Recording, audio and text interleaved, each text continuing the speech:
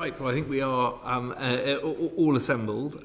In the second session, we're looking at support for young children with special educational needs and disabilities. Thank you for waiting patiently through a lively first session. We have Mary Mulvey-Oates, the Early Years Project Manager at Contact, very welcome. Jane Harris, the Chief Executive of Speech and Language UK, to you, and Jolanda Lasota, Chief Executive of Ambitious About Autism. If I can start by talking about the SEND review, which identified a vicious cycle of late intervention and inefficient allocation of support in the early years. What are the long-term implications of late intervention and identification of need for young children, and how can we support young children with SEND in a more timely fashion? Who wants to start? I'm happy to start.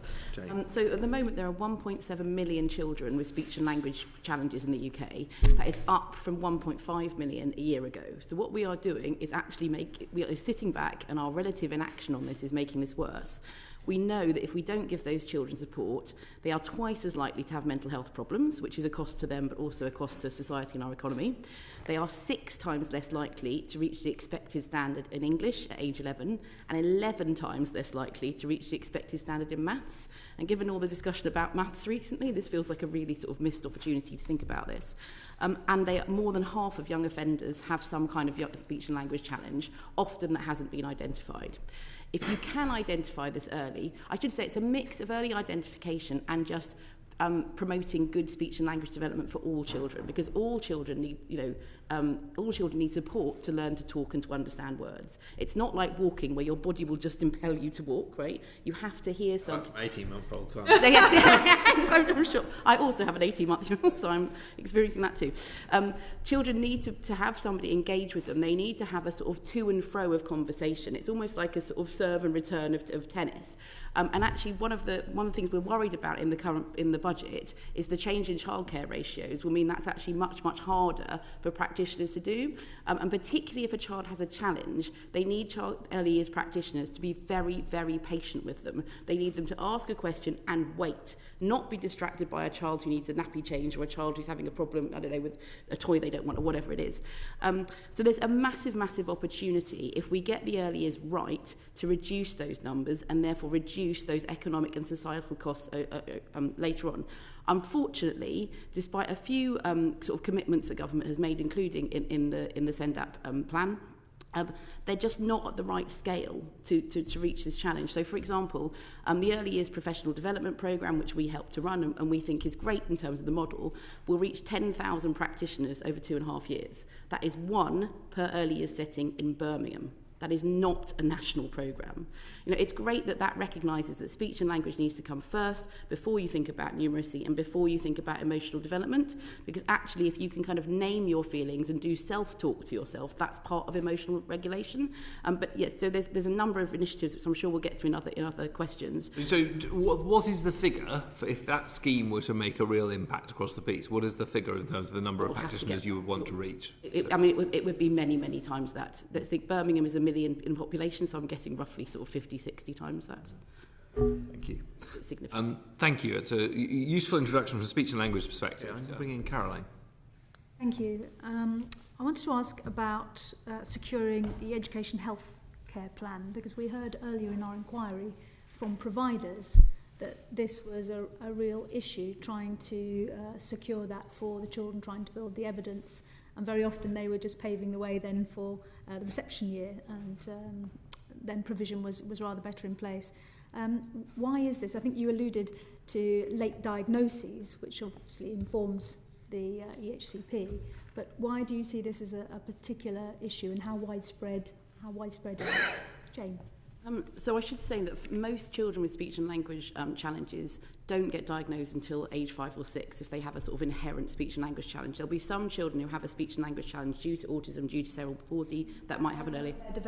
Exactly. But the way that you identify them is that you make sure that your setting has really good sort of preventative measures to make sure that children don't develop those challenges. So you support good speech and language development. So you do that through play, by having toys where children pretend to be a doctor one day, or can pretend to go to the shop another day, and can just and you also take them out so that they can go to a farm and and point at a sheep and learn the word for sheep and all of that. What you're describing is good teaching and learning rather Exactly. than any statutory requirement as delivered through the vehicle of an EHCP. Exactly, but what happens is if you put that in place, the number of children you might be concerned about reduces. You can then put in place some group interventions which can be delivered not by a speech and language therapist but just by a generalist. So we have a programme, for example, called Tots Talking that works with 2-year-olds. You can also provide that information to families, because it's really important that families are helping children with speech and language in a consistent way with the early years setting. If you do that, then you kind of end up with a sort of a group of children who haven't been helped by those kind of interventions, either through the sort of universal support or the kind of targeted group interventions, and it's those children who might then have a more inherent challenge who then go on to have a diagnosis. So actually part of the issue with getting children to that diagnosis point is not enough settings doing the first 2 parts. So not enough settings sort of integrate speech and language development into their model, and not enough think, well, actually we can do something in this setting rather than putting somebody on a waiting list for a speech and language therapist that might take 18 months, 2 years. The other issue I would say, though, is also what the Ofsted guidance says to settings. So for Ofsted, say that to be outstanding, children must consistently use new vocabulary that enables them to communicate effectively. They need to speak with increasing confidence and fluency, which will give them foundations for future learning. Now, why on earth is that the level for outstanding? Surely you would expect a good setting to help children to learn new vocabulary and to speak with confidence. That is just the wrong aspiration. And I think that's our sort of one of our consistent themes, is we have not got the right sort of ambition in terms of scale, or just in terms of the right aspirations for settings. And that doesn't translate into a proper focus or allocation of resources. Exactly. To speech and language. Exactly. Jolanta, around autism, are there similarities here with... I think... No, I was just going to say, I think one of the things that I don't think has been discussed enough post-budget is that while we're changing to sort of Scottish-style childcare ratios, we're not putting in the same level of qualifications as Scotland has. My understanding is that there's a higher level of qualification, and that's so it just feels like we're taking something that might actually reduce the quality of childcare, but we're not actually putting in the measures that we need to. I totally agree with your point, and it's a point I've raised in debates, but of course I think it's important to point out that actually what the government has said about the ratios is that it's going to be entirely optional, and what I have argued is that probably means that most settings and most parents won't take I think our worry about that is that means they'll be used in more disadvantaged areas, which is already where children are more at risk of speech and language challenges. So about 50% of children in disadvantaged areas have speech and language challenges, and certainly in some research we did last year, talking to practitioners in those areas, most of them said this is now a majority issue. And actually one of the really concerning things is because so many children have those challenges, it is lowering the practitioner's sense of what is typical. So I think that it was interesting, Kindred's report last year about school readiness said that 93% of teachers in primary said that they had at least one child without basic language skills, and that means not being able to recognise your name, not being able to respond to instructions. That's a really, really low level. Yeah. So we need... The one other point I wanted to make was it's not just about training for the workforce. I think it's also about information for parents. So actually most parents don't understand how you support a child's speech and language development. We have had a campaign from DFE, the Hungry Little Minds campaign, but we haven't seen an evaluation of that, and it feels there just isn't a strategy at the moment for how we get information to parents about what they can do, which would be a relatively low-cost intervention. And certainly in our experience, when we run things like our Tots Talking programme, parents love this stuff. Yeah. They absolutely are just amazed to learn about things like contingent language and how do you add words to a child's vocabulary. It's not something that parents don't want to do. It's just something they're totally ignorant of. Well, and of course, different parents will react to it in different ways. But I remember very well that Hungry Little Minds campaign during lockdown. Every time I left my house, I walked past a bus stop with a big advert on it there. And actually, I think it's probably one of the more effective campaigns. But absolutely, an evaluation of that would be welcome. I'm going to move on to Miriam, if we may. Yeah. Very well. So talking about children arriving at school without sufficient language, and I've speak to primary heads in my constituency, it's exactly the same. Some are saying where there used to be 1 or 2 in the whole school, there's now 1 or 2 in each class.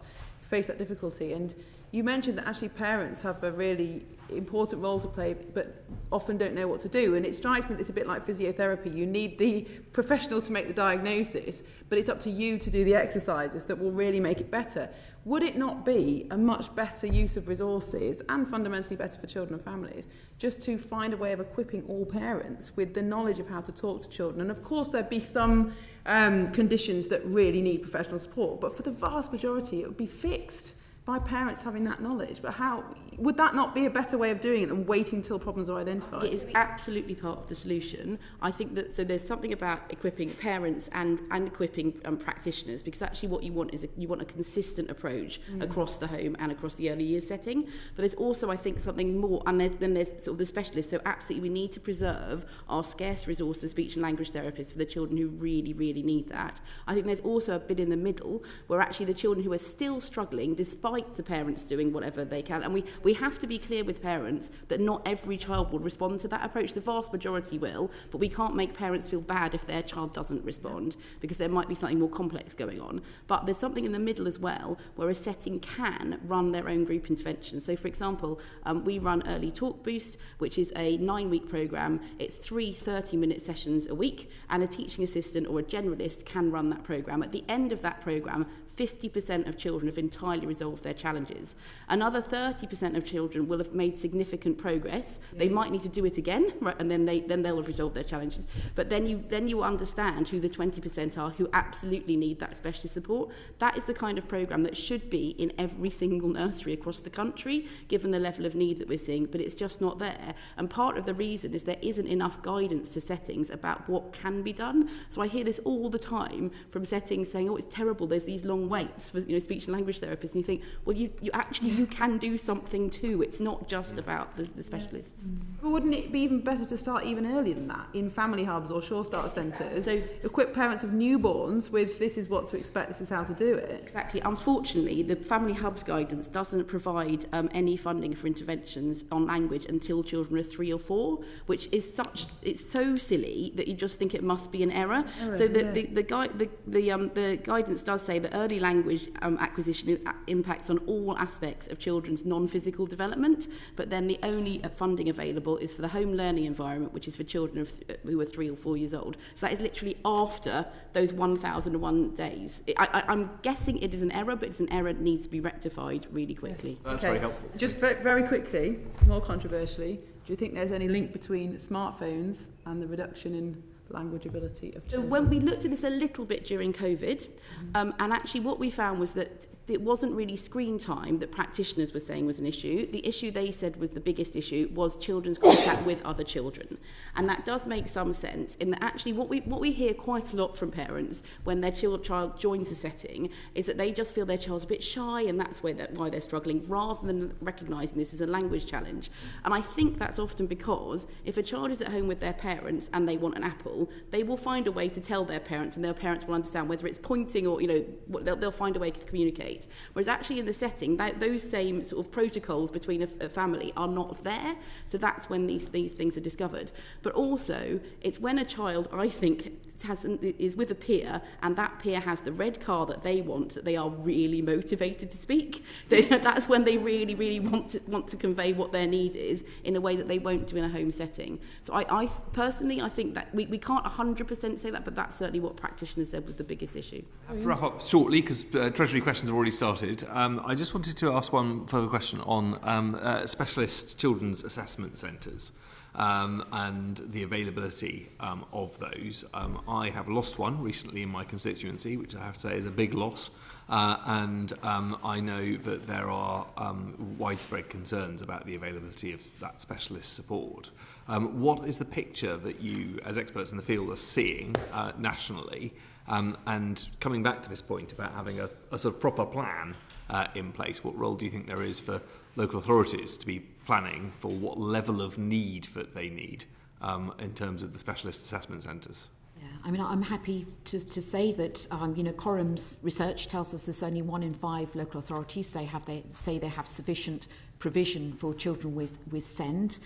And we know also the data shows that between 3 and 7% of children who access their free childcare availability have got a SEND. So we know that there is a low uptake and insufficient provision. And we really do need an early years SEND strategy that encourages joint commissioning between local authorities and health to provide that specialist provision, to prepare children for school, to actually give parents confidence themselves, to give parents an opportunity to go to work or have respite, and to reduce the failures later in school. Anything to add, Mary? Yeah, I would certainly support that, and the joint commissioning approach for early years is really important. But we also need better data and information about, we know that as parents tell us they're being turned away from providers, their providers are telling them that there's no place for them at this nursery, and that happens multiple times. So we need better data on how many children are getting, disabled children have access to provision, and how many are turned away, and how many are not getting their full entitlement, so that they're only getting a couple of hours a day or a week. So information as well as workforce and that would support better workforce planning. Anything to add, Jane, before Can I just come back to the point about the campaign? I think there is a role for that. I think you have to be very careful that that reaches the most important target audience, which is the people in disadvantaged areas, and you don't end up just reaching people who are sort of information seekers. I used to work on the Times Change campaign in mental health, and so I know how hard that is to do. It's not simple. But we do hear, for example, from some parents who say that they think their children can learn language from TV. They don't understand that doesn't really work. And we've even heard from some people that think that eye contact is actually rude. So particularly people who've got sort of any kind of gang history can sometimes think that. So there is a real job to do that. And actually, these two things work in parallel, because if you do that and you have more children sort of who are prevented from developing a speech and language challenge, you then preserve this specialist resource for disabled children who really need that. So the Down Syndrome Association are talking about having a census in schools which records them, so we know how many people, how many children with Down syndrome are in schools. Do you think that should be the case with all SEN children?